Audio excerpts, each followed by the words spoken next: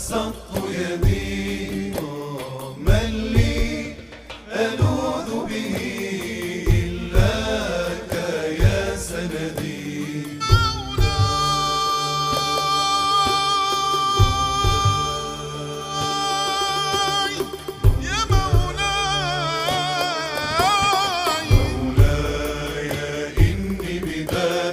قد بسطت يدي، من لي ألوذ به إلاك يا سندي. مولاي صل وسلم دائما أبدا